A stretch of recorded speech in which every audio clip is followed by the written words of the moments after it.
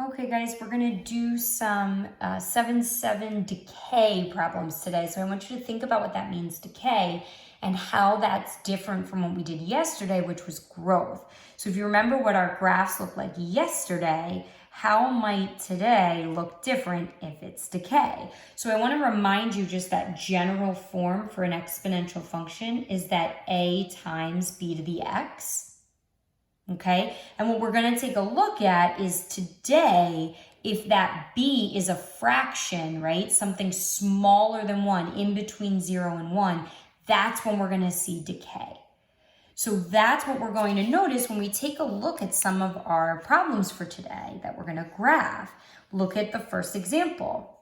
I have 1/2 to the x. Yesterday we had 2 to the x. So it was doubling every time. It was growing. What's going to happen today when I have 1/2 to the x? It's not doubling, it's cutting in half every time. So it's decaying. So is my graph going to look like this? Is it going to grow? I don't think so. So let's see what happens. I gave you a starting point here. So let's try some of these values.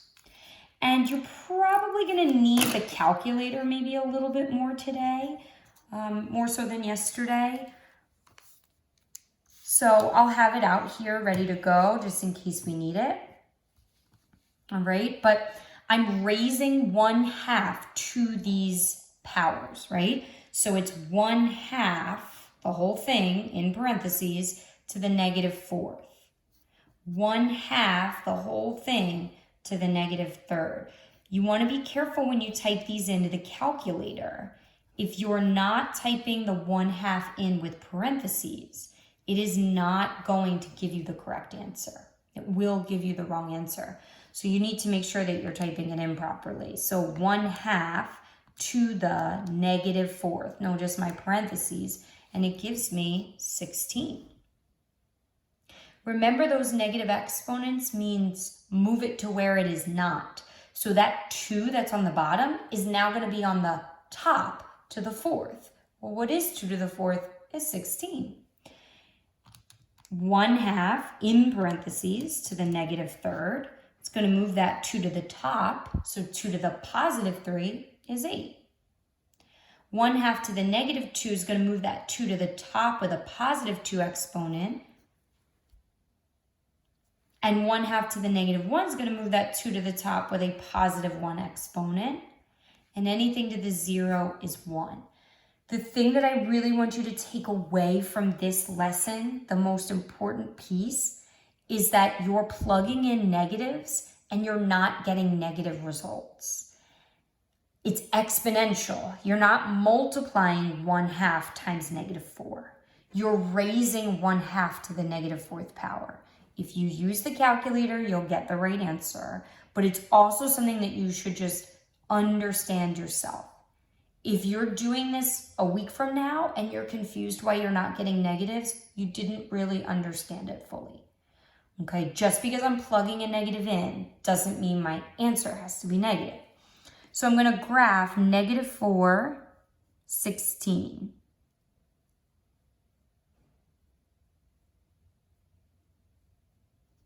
And that might be wrong, who even knows? And then -3, 8. -2, 4, -1, 2, and 1, 0. I'm sorry, 0, 1.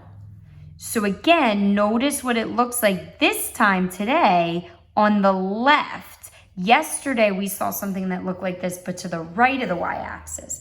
It's exponential, so what's going to happen on that other side? It's not going to be a mirror image. It's going to hug the x-axis. So very much like yesterday, just flipped, right? Mirror image of what we saw yesterday. Kind of interesting because it's decay. So over time, right?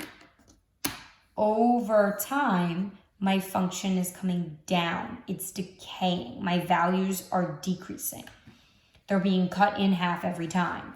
Well, what's going to happen to my values in my next example? They're not going to cut in half. They're going to cut in thirds, right?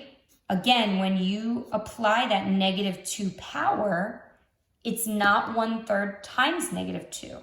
It's 1/3 to the negative second, right? That's how you need to think about this. These x values are your exponents.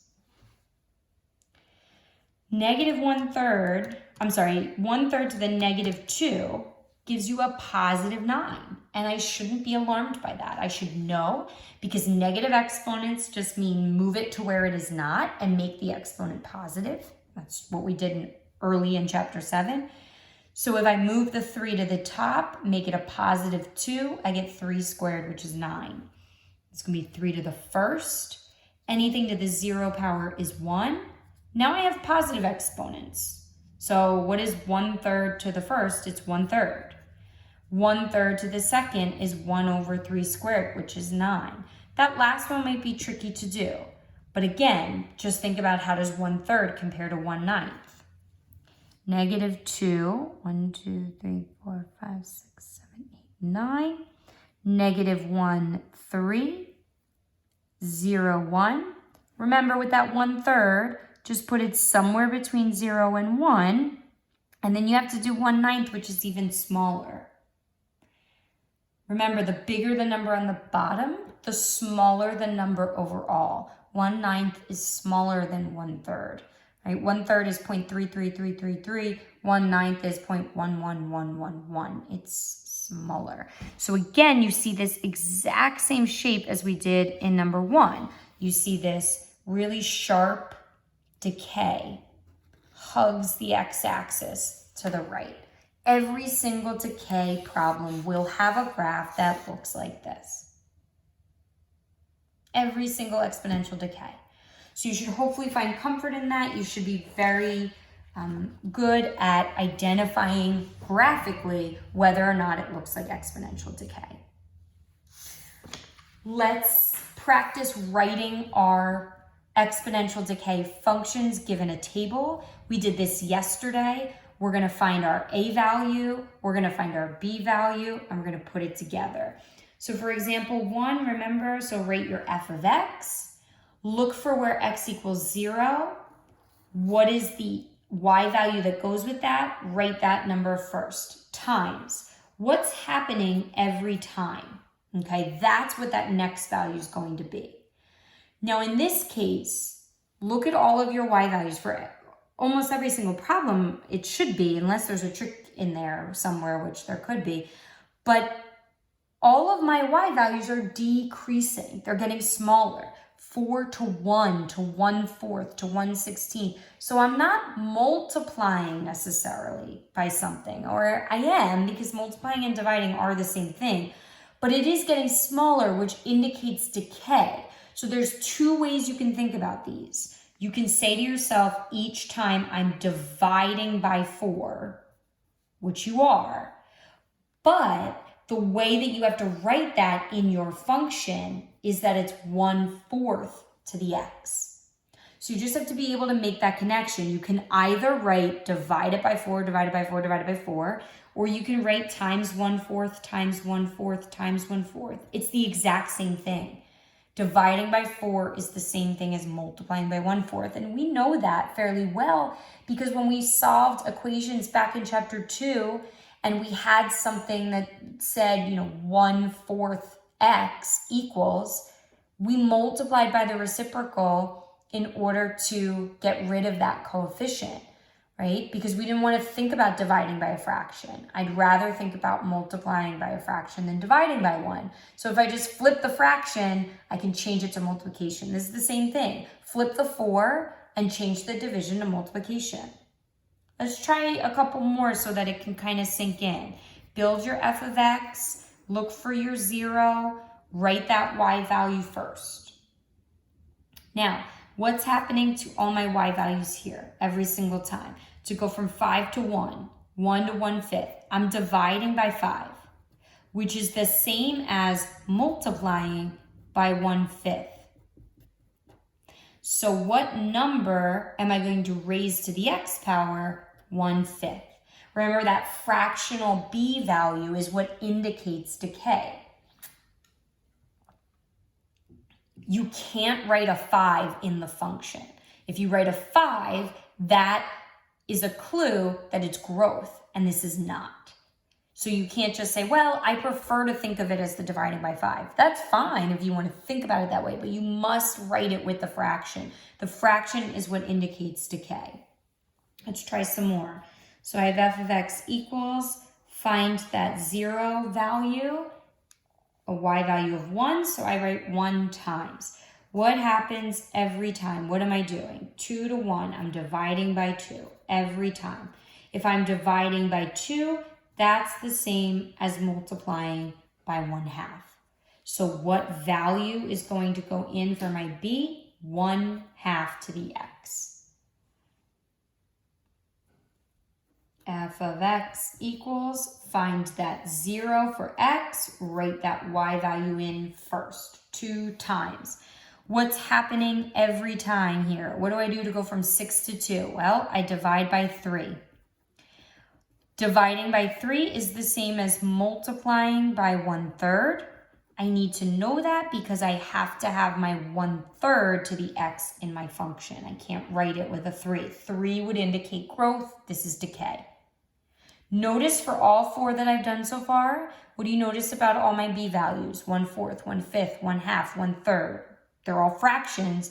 They're all written with parentheses. You leave those parentheses out, it's wrong. It's not just, oh, Miss Preacher, she's such a stickler. Why does she have to be so specific all the time, you know? She's so nutty. Nope, it's necessary because if you don't put the parentheses, that denominator value, that 4, that 5, that 2, that 3, is not getting raised to whatever you plug in x in for x. So then you're not going to get those values in the table. So truthfully, you're not writing the correct function if you don't have the parentheses. I know it sounds silly, but it's true. Pinpoint that 0 value for x, write that y value in 6 times. What's happening every time? What am I doing to go from 12 to 6, from 6 to 3, 3 to 3/2? I'm dividing by 2 every time, which means I'm multiplying by 1/2. Dividing by 2 and multiplying by 1/2 are the same thing. I have to write it in as 1/2 to the x in my function. I don't have the option of doing that as a 2 and saying, oh, they'll understand it's division. I don't think so. Build my function, f of x equals, find that 0 value is a 2/3. It can be a fraction, right? Who cares? What am I going to raise to the x? What's happening every time? And again, you want to try to avoid the fractional answers as much as possible. So let's zero in on this one. What do I do to get from 2 to 2/3? I divide it by 3. And if I'm dividing by 3, I'm multiplying by 1/3. Which means what goes in my parentheses? 1/3. And there you have your exponential decay.